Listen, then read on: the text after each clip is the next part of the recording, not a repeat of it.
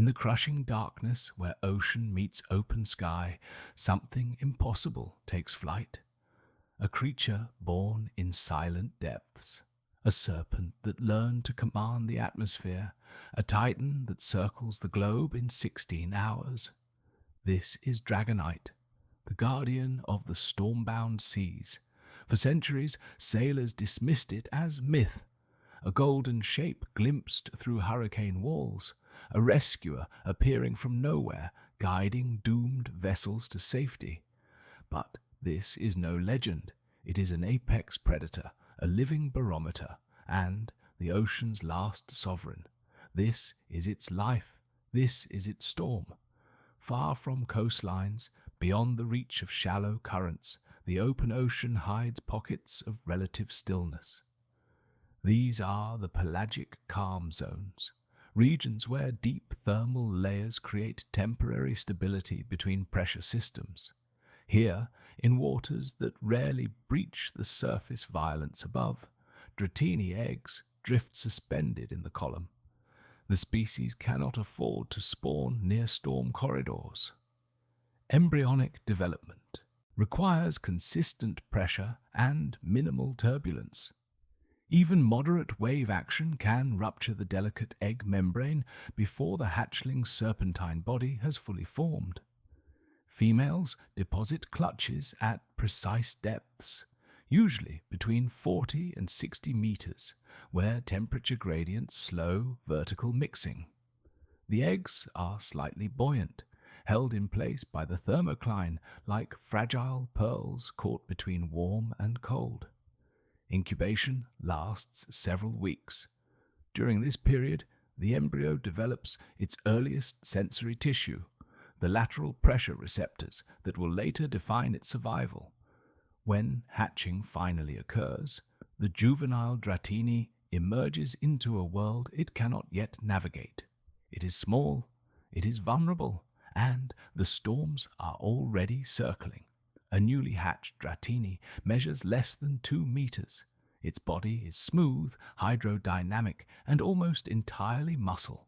Locomotion relies on lateral undulation, the same serpentine swimming pattern seen in eels and sea snakes. But efficiency comes with fragility. Young Dratini lack the mass to resist strong currents. Their slender frames generate minimal inertia, meaning turbulent water can tumble them end over end, exhausting energy reserves and exposing them to opportunistic predators. Growth during this phase is rapid but uneven. The body elongates faster than it thickens, prioritizing length over bulk. This trade-off maximizes maneuverability in calm waters, but leaves juveniles dangerously unstable in rough seas. Mortality rates peak in the first 3 months. Individuals that drift into storm fronts or upwelling zones rarely survive. Those that remain in sheltered columns grow steadily, feeding on small pelagic organisms and slowly developing the musculature needed for the next stage. Strength arrives later. Disturbance kills now. The juvenile Dratini that live longest are those that sense disturbance early and retreat deeper before the turbulence arrives. Long before Dratini can fly, it learns to read the sky. From below, specialized receptor cells along its elongated body detect subtle changes in barometric pressure. These sensors, clustered densely near the cranial ridge, register atmospheric shifts hours before surface conditions change. A dropping pressure gradient signals incoming storm activity. A rising gradient suggests clearing skies. But pressure alone is insufficient. As the juvenile matures, secondary sensory systems emerge. Electroreceptive pits along the lower jaw detect the faint electromagnetic signatures of distant lightning discharge. Tiny cilia embedded in the dorsal tissue respond to vibration frequencies generated by wind shear far above the waterline. Together, these inputs form a composite weather map. The developing Dratini does not see the storm. It feels its shape, its direction, its intensity. This is not passive awareness. It is active survival architecture. Individuals with underdeveloped atmospheric sensitivity consistently make poor navigational decisions during the transition to air. They enter unstable systems too early. They misjudge wind corridors. They exhaust themselves fighting conditions they should have avoided. The ocean teaches the serpent to fear the sky. Only then can it learn to rule it. The transformation into Dragonair marks the beginning of aerial preparation. Though true flight remains impossible, the body stretches dramatically, often exceeding 4 meters. Muscle density increases along the trunk, particularly in the dorsal bands responsible for undulation. But the most significant changes occur internally. A network of pneumatic cavities begins forming within the torso. These hollow structures reduce overall body density without sacrificing structural integrity. In water, they assist with buoyancy control. In air, they will become essential for sustained lift. The crystalline orbs along the Dragonair's body serve a dual function. They regulate internal pressure during depth transitions and vent excess thermal energy generated by heightened metabolic activity. Without these release points, the creature's core temperature would destabilize during exertion. Balance organs within the inner ear also undergo rapid development. Fluid-filled chambers expand and refine, allowing the Dragonair to detect rotational acceleration with extreme precision. This vestibular enhancement is non-negotiable. Flight demands orientation control that aquatic movement never required. By the end of this stage, the Dragonair possesses the anatomical toolkit for aerial life. What it lacks is the final metamorphic trigger. The body is ready, the sky is not yet permitted. The final metamorphosis is violent and total. Over a span of days, the serpentine body compresses. Limbs erupt from vestigial tissue, wings unfold from dorsal plates that previously appeared decorative. The elegant Dragonair vanishes. In its place stands Dragonite, a golden titan built for the sky. But transformation is not mastery. First flight is metabolically catastrophic. The energy required to generate lift with a body mass exceeding 200 kilograms depletes glycogen reserves faster than any previous life stage. Heart rate spikes, respiration doubles, core temperature surges toward dangerous thresholds. Many individuals fail here. They achieve liftoff, sustain altitude for minutes, then collapse into the sea, too exhausted to swim. Predators wait below. The transition window is narrow and unforgiving. Those that survive the initial shock do so through instinct rather than skill. They climb to altitude where cooler air reduces thermal strain. They glide rather than flap, exploiting pressure differentials instead of fighting gravity directly. Within weeks, the survivors stabilize.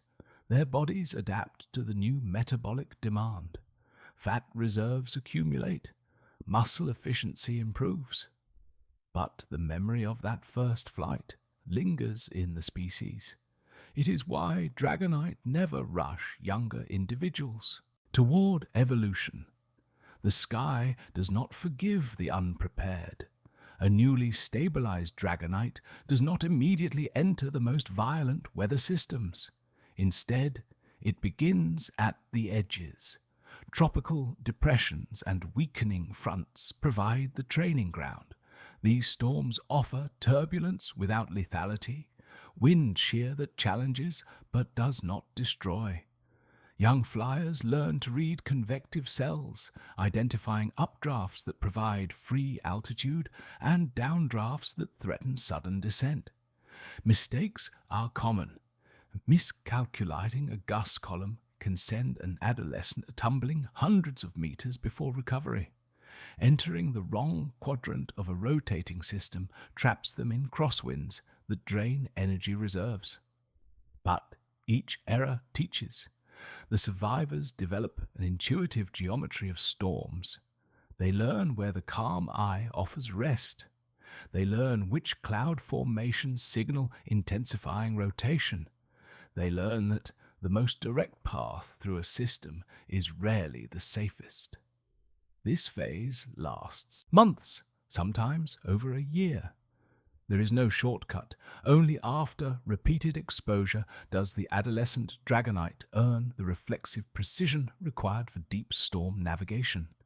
The sky becomes readable, pattern replaces chaos, mistakes now cost endurance, not survival. Adult Dragonite possess one of the most efficient aerobic systems observed in any volant species.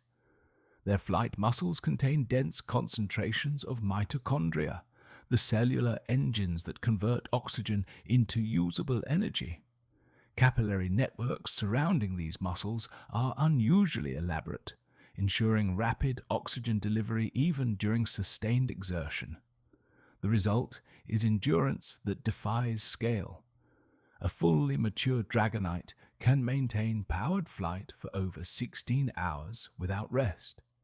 It can hover in place against gale force winds, adjusting wing angle and tail position with micro corrections too fast for the eye to follow.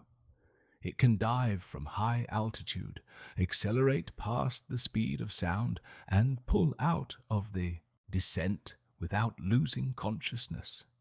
This capacity does not emerge immediately after metamorphosis. It develops gradually as the cardiovascular system matures and the neural pathways governing flight become fully myelinated. Fat storage also reaches its adult configuration during this period.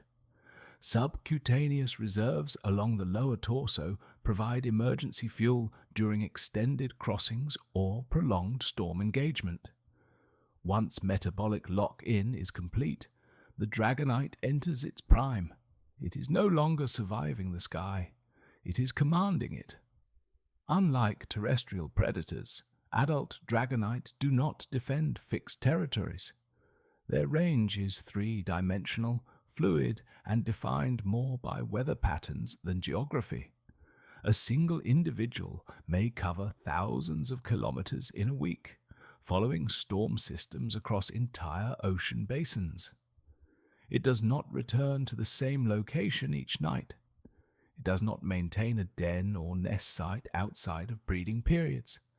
This lifestyle reduces direct competition.